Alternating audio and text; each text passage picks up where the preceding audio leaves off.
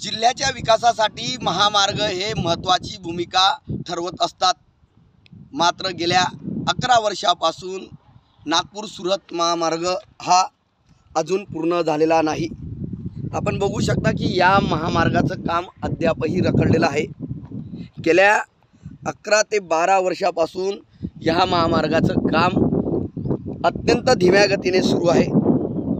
आता पुन्हा या महामार्गाला मुदत वाढ मिळाली असून 2024 पर्यंत आता हा महामार्ग पूर्ण करण्याचं ठरवण्यात आलं आहे। गेल्या 11 वर्षामध्ये या महामार्गासाठी 3 कंपन्यांना काम देण्यात आलं। मात्र 140 किलोमीटरचं हे काम अद्यापही पूर्ण झालेलं नाही। अवघं 88% काम आता पूर्ण झालेलं आहे।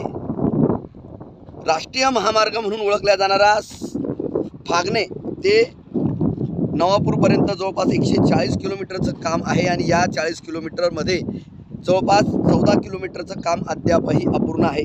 आता पुन्हा एकदा 2024 पर्यंत मुदतवाढ देऊन ह्या कंपनीने आता हे काम पूर्ण करायचं आहे। गेल्या अनेक दिवसांपासून या मार्गाचं काम रखडल्यामुळे या ठिकाणी वाहतुकीची शहरात मोठी कोंडी होते। जर या मार्गाचं काम लवकर पूर्ण झालं तर धुळे शहराच्या नागरिकांसह नागपूरकडे जाणाऱ्या प्रवाशांसाठी देखील ही सोय होणार आहे। त्यामुळे हे काम लवकरात लवकर पूर्ण व्हावे अशी अपेक्षा आता वाहनधारकांसह शहरवासियांकडून केली जात आहे। मनीष मासोळे, TV9 मराठी, धुळे।